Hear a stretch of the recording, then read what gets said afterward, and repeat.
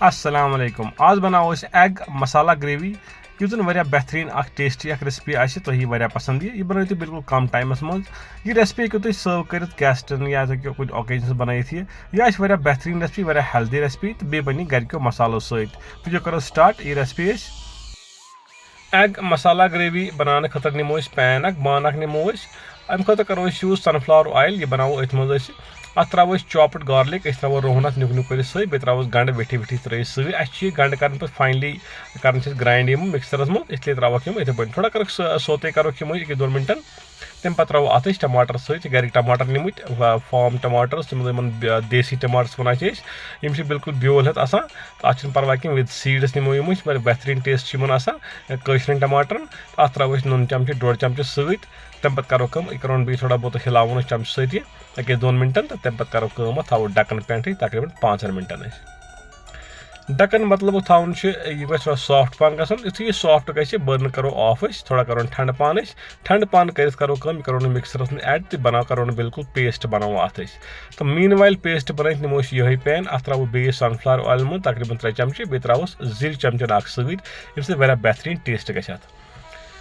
अत बनो पेस्ट अत सरसी गंडन टमाटर बनो पेस्ट बेहतरीन पेस्ट बनो अत बिल्कुल फाइन पेस्ट बनो यह त्रो अथ मज पैन मज थोड़ा करो हिलावन 5-6 मिनटन निमो खलन खलन अत थोड़ा तेल गि पे कुन अत त्रो मसाल सहित मर्चवांगन त्रो सहित लेदर त्रो सहित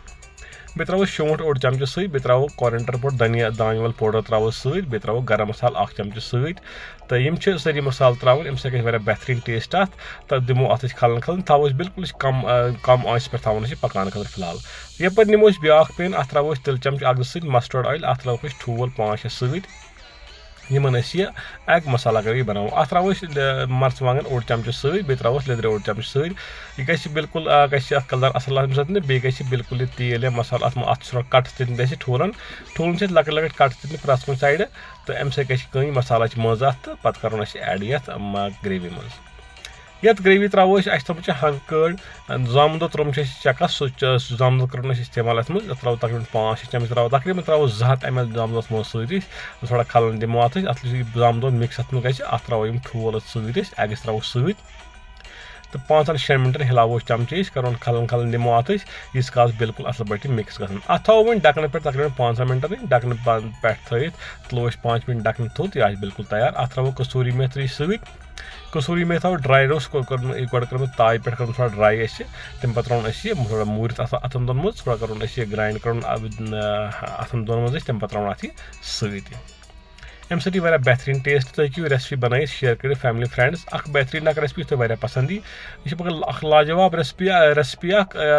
टेस्टी ट्राई बट बेहतरीन रेसिपी तो तुम जरूर शेयर कर रेसिपी पे फ्रेंड्स फैमिली या फ्रेंड्स बे पान बनानी यह रेसिपी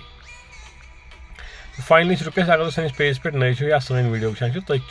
नेरा कर सोन पेज सब्सक्राइब अगर तुम सोन यह वीडियो वो फेसबुक पे तुम कर सोन फेसबुक पेज फॉलो ताकि तुम वात सन मजीद वीडियोज अपडेट्स सारे खुद गड तो समखो अकिस बेकिस वीडियो अकिस बेकिस रेसिपी तो तोतान थो पन ख्याल अल्लाह हाफिज़ फ़ी अमान अल्लाह।